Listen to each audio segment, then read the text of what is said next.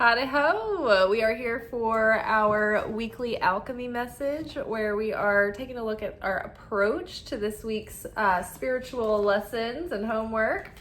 So from the Wild Unknown Alchemy, we've got rotation, followed by blood,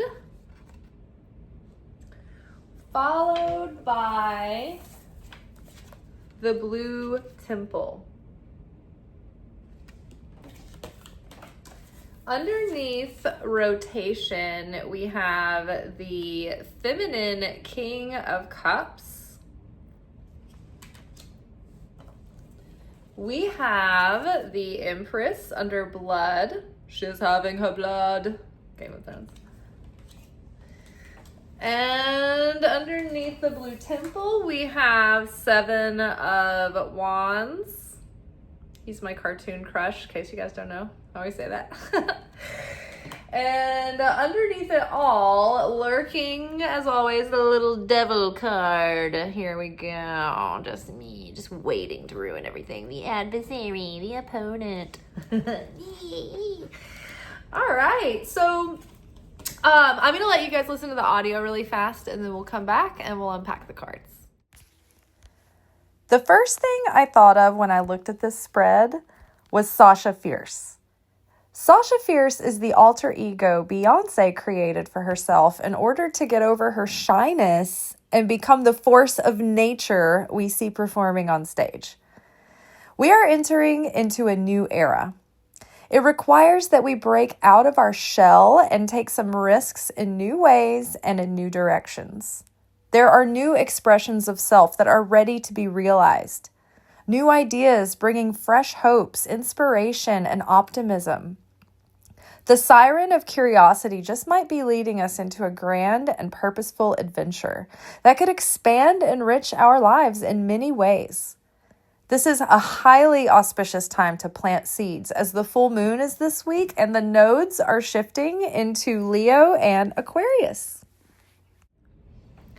So we had a really powerful full moon yesterday, it's today. I made the workshop last night. It's an Aquarius full moon. But during the lunar month of Leo, that full moon is a specific opening and cosmic windows of time and space, which allows us to connect to the light and the miracles and the energy of soulmates, because the sun in Leo is connecting with the moon in its fullness. So it's like the masculine and the feminine joining together in that alchemical marriage and all that implies. So this is a great day to think about not only what you imagine you would want and, believe that you need in a soulmate relationship and what that means to you, but also all the things that you appreciate about yourself and even things that you've had to learn to appreciate about yourself. The more self-love and self-worth you can feel today, the more powerful a magnet you will be. Okay, so for our approach to the work right now, we have a new cycle, a new chapter starting, big series finale energy transitioning into the next season. We're being set up for this next leg of the story. And so right now we're in this little space where we're getting our ducks in a row and we are in the beginning stages of embarking on a new journey.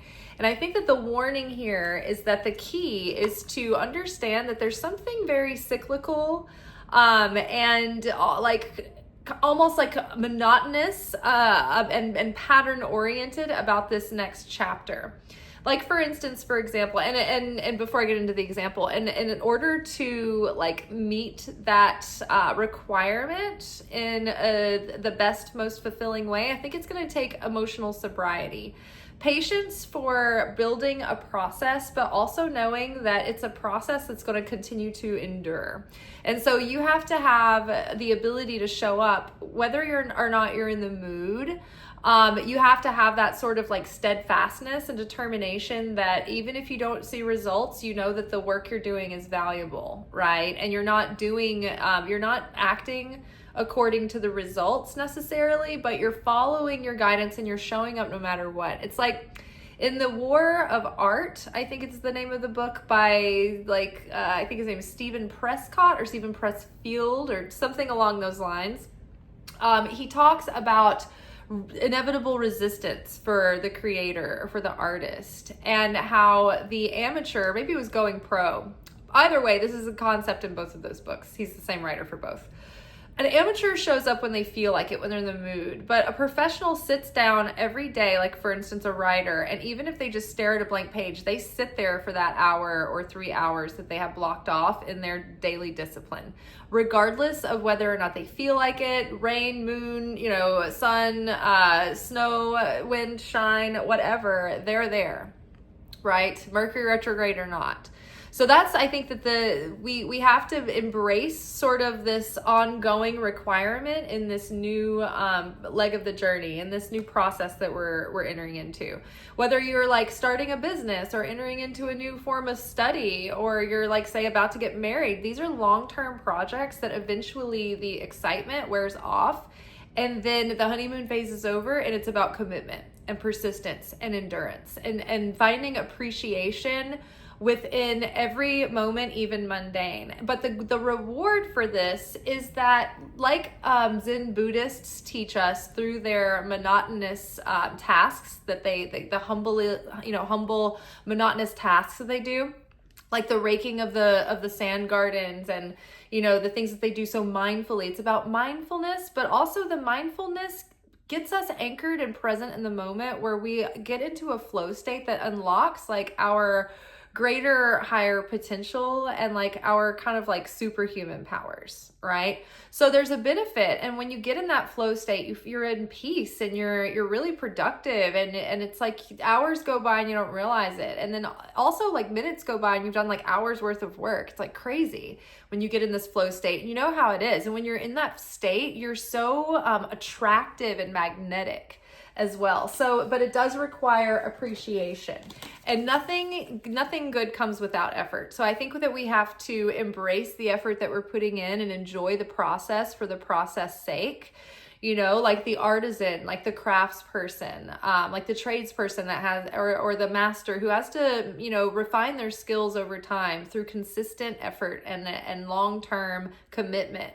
And it's going to take, blood, sweat, and tears, right? The blood card is our vitality. It's our effort. It's our resources, it's our life force. And the Empress is like showing that when we shed our blood, our life force, it prepares our vessel to carry and yield life and new creation, right? By the cyclical nature of letting go and shedding, and then reorganizing and reorienting the womb of creation to then produce and bring forth something new again. So I feel like something new is being brought forth, and the wisdom of shedding the old and allowing the new to come in and be birthed is happening.